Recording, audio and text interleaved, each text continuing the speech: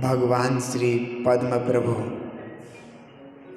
पार्श्वनाथ महावीर और बाहुबली स्वामी को नमस्कार करके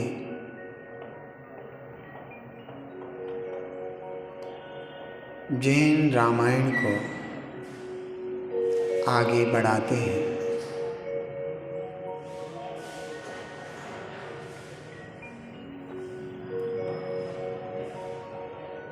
इस जैन रामायण के मूल रचयिता भगवान महावीर स्वामी हैं। इस हेतु उनका प्रकरण भी यहाँ पर लिया जा रहा है।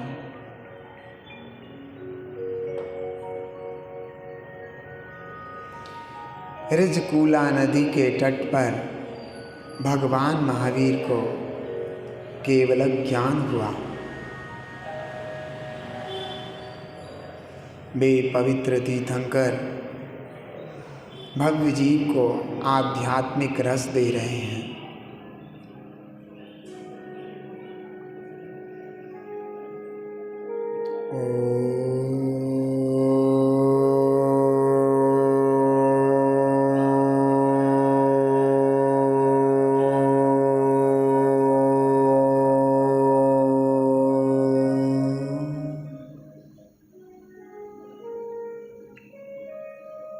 हे भव्य आत्मन, ज्ञायक स्वभावी तुम्हारा चैतन्य आत्मा इस जड़ शरीर से भिन्न है, फिर तुम इस जड़ शरीर के प्रति आकर्षित क्यों होते हो? जो तुम्हारी आत्मा से अत्यंत भिन्न वस्तु है, उस वस्तु को तुम अपना क्यों मानते हो? ऐसा होने से तुम्हें अनेकों कर्म बंधन का सामना करना पड़ता है, और जब वे उदय में आते हैं तो वे पीड़ा देकर के जाते हैं। इसलिए भव्य आत्मन, अपने आप को सुधारो, अपने जीवन को पवित्र करो।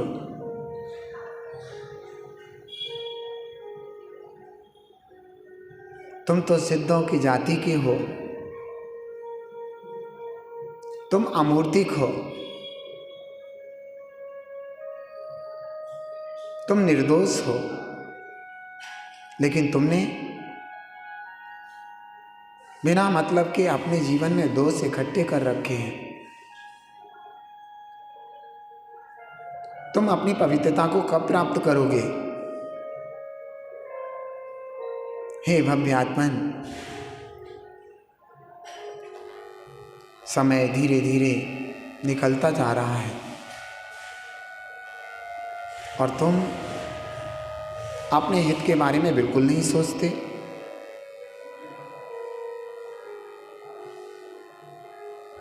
तुम्हें तनिक तो अपने हित के बारे में सोचना चाहिए।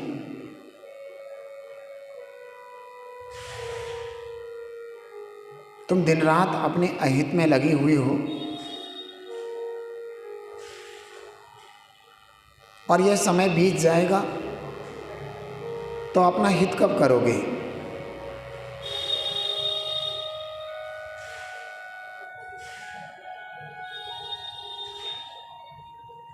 किस तरीके से शरीर और शरीर संबंधित वस्तुओं में तुम्हारा अपनत्व रहता है? किस तरीके से तुम 5 इंद्रियों के विषयों में संलग्न रहते हो? तुम्हारा अहित तुम्हें दिखाई नहीं देता, तुम्हारा हित भी तुम्हें दिखाई नहीं देता।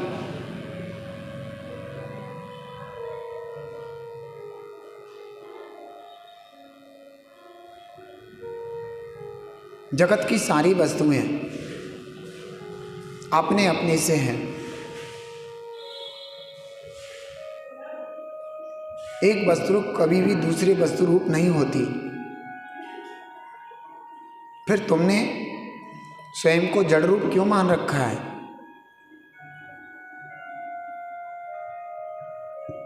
शरीर में होने वाली पीड़ा को, अपनी पीड़ा स्वीकार क्यों किया है?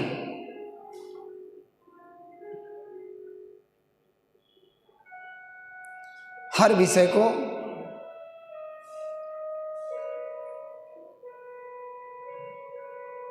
स्व विषय मान रखा है तुमने।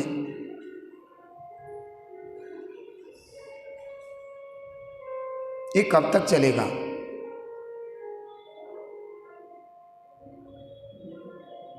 कम से कम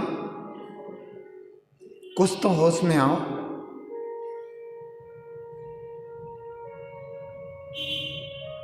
आत्म का हित वैराग्य और ज्ञान में है।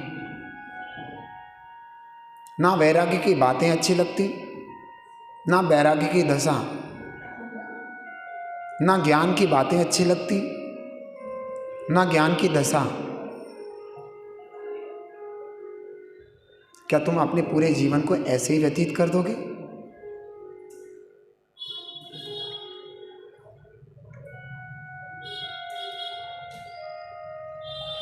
मुक्ति जिन जिन ने भी पाई है, उन सब ने निस्वभाव का आश्रय लिया है, और तुम राग द्वेष का आश्रय लिए हुए हो। क्रोध, मान, माया, लोभ, इन 4 कसायों का आश्रय ले रखा है। हे चैतन्य आत्मा, कुछ तो अपने परिणामों को सुधारो, कुछ तो अपने जीवन को अच्छा बनाओ।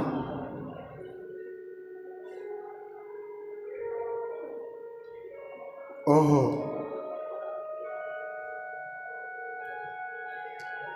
कितनी शीघ्रता से ये जीवन बीता जा रहा है और तुमको इसका भान नहीं है। प्रति समय आयु का निषेध खेल रहा है, प्रति समय आयु क्षीण होती जा रही है, और तुम्हें सांसारिक विषयों की आपाधापी पड़ी है।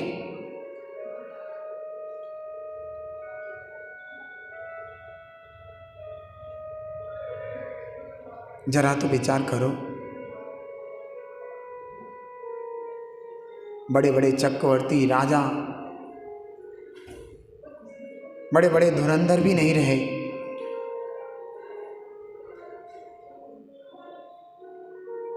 सबको काल खा गया। ऐसे तुम भी कभी नहीं रहोगे। अर्थात जिस पर्याय को तुम अपना मान रहे हो, वह पर्याय भी नष्ट हो जाएगी। यह मनुष्य जन्म बड़ा उत्तम जन्म है। इस मनुष्य पर्याय से जीव अपने कल्याण का विचार कर सकता है, कल्याण कर सकता है, लेकिन वह पर्याय भी तुम्हारी व्यर्थ ही खोई जा रही है।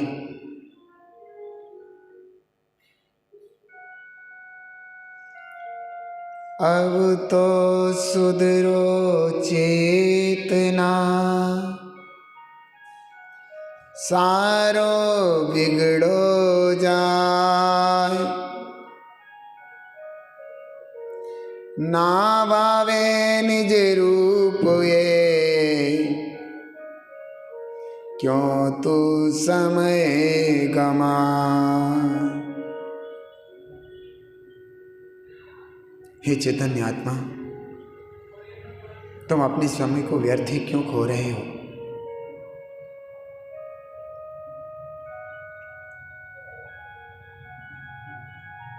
तुम्हारा चिंतन मनन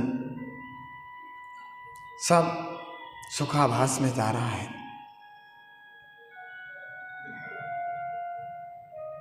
आत्मा का हित तो निराकुलता में है।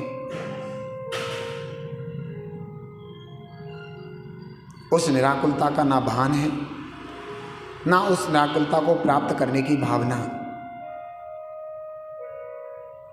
बस सुखाभास ही तुम्हें अच्छा लग रहा है।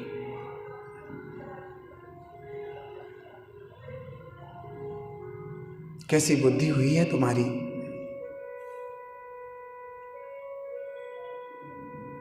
अपनी बुद्धि को ठीक करो।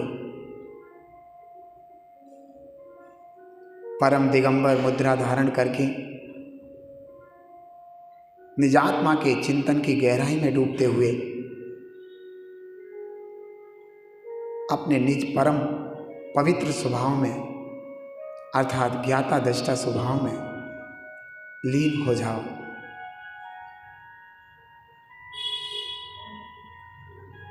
तुम्हारे अपने स्वभाव की लीनता तुम्हें उत्कृष्ट पवित्र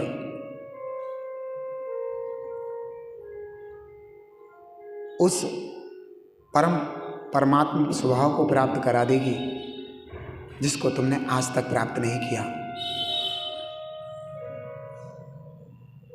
क्यों? कुछ समझ में आता है? नहीं ना?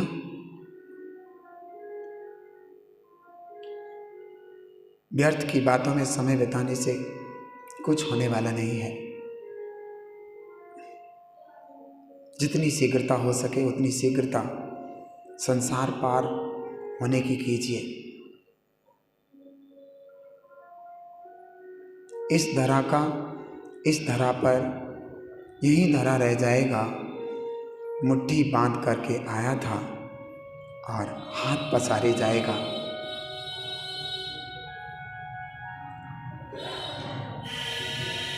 जितना भी धन वैभव तेरे पास है या तू इकट्ठा करना चाहता है, वो तेरे आत्मा का एक पल भी हित नहीं कर सकता।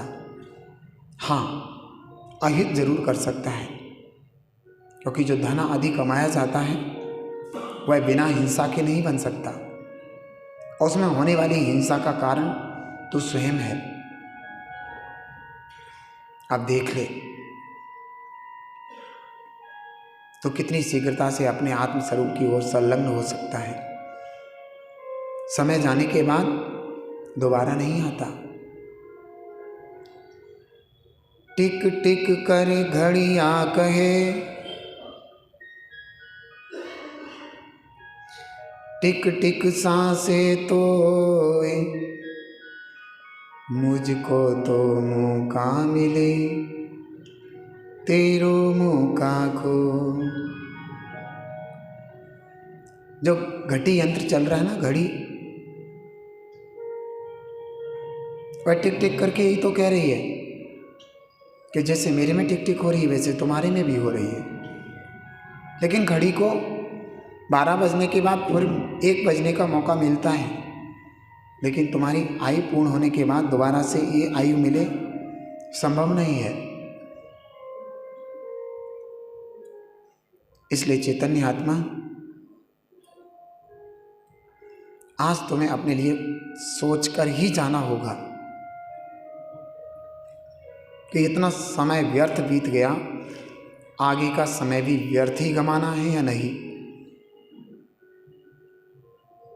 क्या सोच रहे हो? क्या लगता है तुम्हें?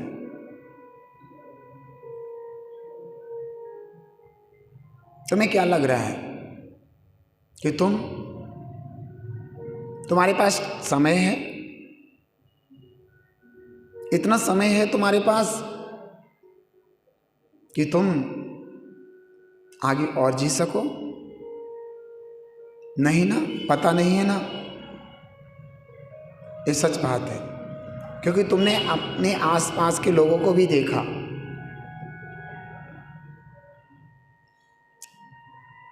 कोई गर्भ के समय ही मर गया, तो कोई जन्म के समय ही मर गया। किसी ने बालपन अपना थोड़ा बहुत पूरा किया तब मर गया, कोई किशोर अवस्था में पहुंचने से पहले मर गया, कोई किशोर अवस्था में पहुंच करके मर गया, तो कोई युवा अवस्था में पहुंचने से पहले मर गया, कोई वहां तक पहुंचा तो मर गया। किसी का कुछ नहीं पता। जब गर्भ के बालक के भी आयु का कोई ठिकाना नहीं है, तो तुम अपनी आयु को कैसे ठिकाना दे रहे हो? जो कुछ करना है अभी इस समय ही करना है, क्योंकि अगले समय में समय नहीं है।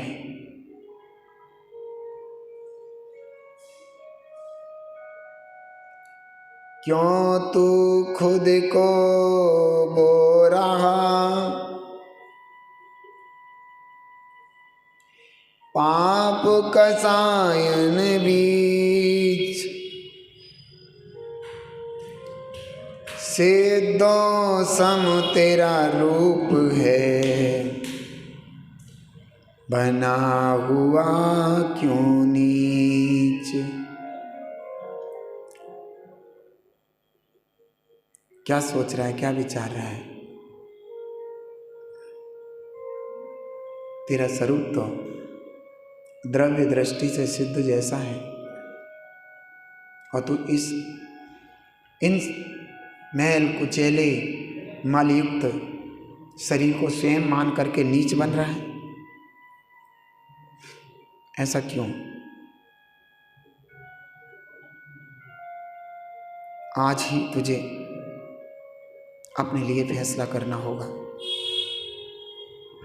ये तेरा फैसला एक अहम फैसला होगा।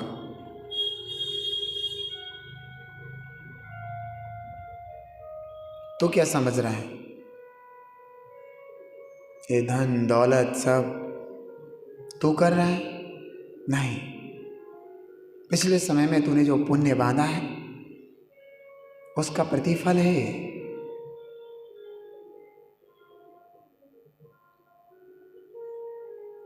तुझे ये कीमती मनुष्य जन्म मिला और तू ऐसा खोया जा रहा है। ओहो, कैसे होगा? आज ही यह फैसला कीजिए कि मुझे तो अपनी आत्मनिधि के निकट ही रहना है।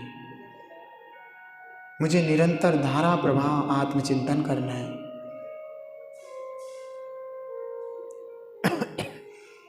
संसार शरीर भोगों को इच्छा नहीं करना, इनसे विरक्त होना है। बस तेरा काम बन गया। बस तेरे जीवन में शीघ्र ही निर्गंथ मुद्रा होगी और तू आत्म ध्यान के बल से कर्मों का निर्जरा कर रहा होगा। बस यही मुक्ति का परम साधन है। इति शुभम। हे जिनिवाणी भारती पोई जपो दिन रे, जो तेरो सरना गहे सो पावे सुख चैन।